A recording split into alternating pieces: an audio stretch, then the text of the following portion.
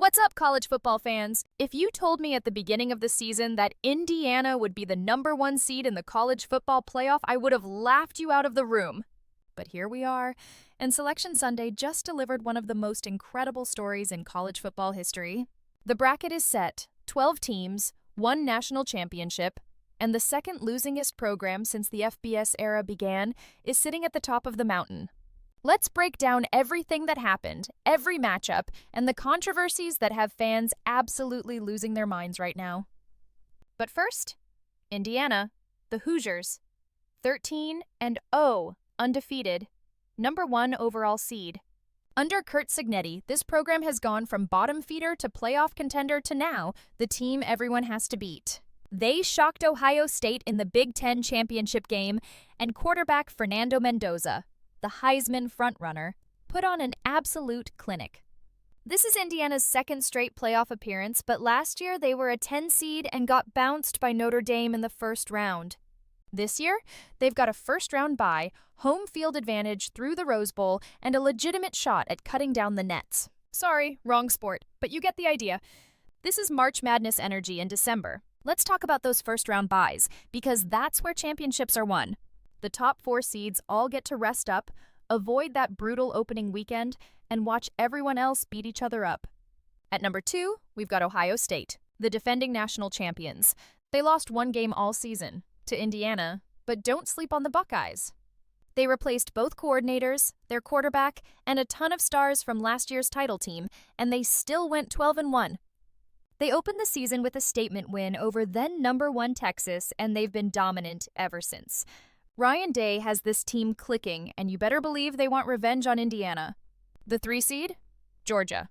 The Bulldogs just dismantled Alabama, and I mean dismantled, in the SEC championship game to grab that 3rd spot.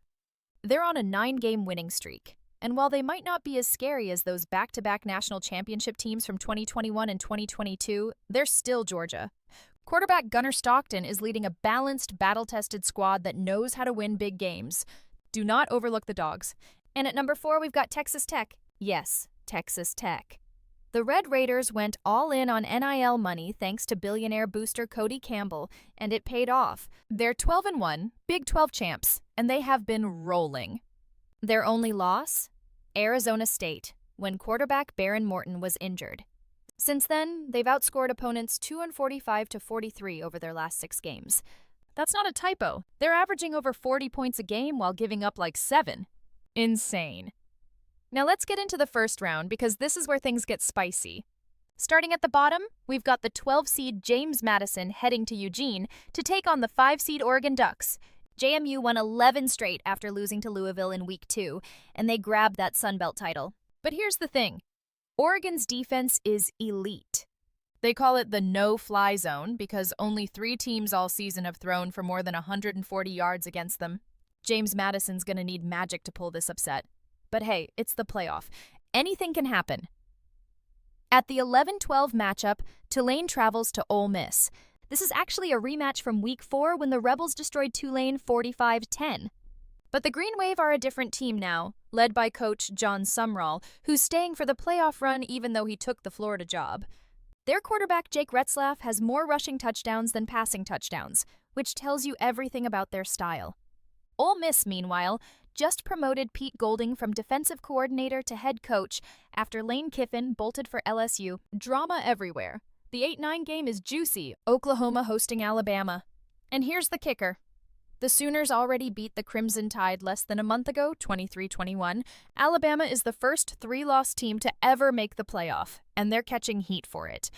But don't forget, they beat Georgia on the road earlier this season, snapping that 30-game home winning streak. When Bama's offense clicks, they grind you down with that methodical, clock-bleeding attack. Oklahoma's defense is nasty, though, especially against the run. This game's going to be a dogfight. And then we've got the 7-10 matchup. Texas A&M hosting Miami. The Aggies went 11-1 under Mike Elko, with their only loss coming to Texas in the final regular season game. They've got the nation's best third-down defense and a dual-threat quarterback in Marcel Reed, who's nearly impossible to sack. Miami started the season hot, beat Notre Dame, beat Florida, shot up to number 2 in the polls. Then they dropped games to Louisville and SMU, and everyone thought they were done, but they closed with 4 straight dominant wins and snuck in as the last at-large team. Speaking of which, let's talk about the elephant in the room. Miami got in over Notre Dame. The Fighting Irish were ranked 2 spots ahead of the Hurricanes in last week's rankings, and neither team played this weekend. So how did Miami jump them? One word: head-to-head. Miami beat Notre Dame in Week 1, and the committee clearly valued that. But Notre Dame fans are furious, and honestly, I get it. This is going to be debated for weeks. And then there's the ACC. Duke, 7-5 Duke, beat Virginia in the ACC championship game, and because of that, the ACC champion is not in the playoff for the first time since the field expanded to 12 teams. Instead, we've got 2 Group of 5 champions, Tulane and James Madison. The committee's message is clear: win your games or get left out, even if you're a Power 4 champion. Alabama at 9-3 getting in is also raising eyebrows, but their wins over Georgia and Tennessee are too good to ignore. Still, there are fans of other teams, looking at you, South Carolina, who feel like they got robbed.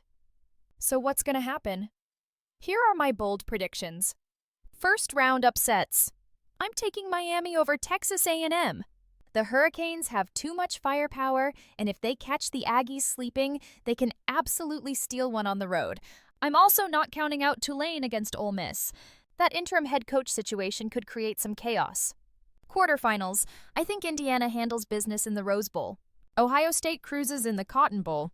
Georgia dominates in the Sugar Bowl, and I'm going with Oregon to upset Texas Tech in the Orange Bowl because that Ducks defense is suffocating. Semifinals. Ohio State gets their revenge on Indiana in an absolute thriller, and Georgia edges Oregon in a defensive slugfest. National championship. Give me Ohio State over Georgia. The Buckeyes are on a mission to defend their title, and I think they get it done. But here's the beauty of college football. We have no idea what's actually going to happen. That's why we love this sport.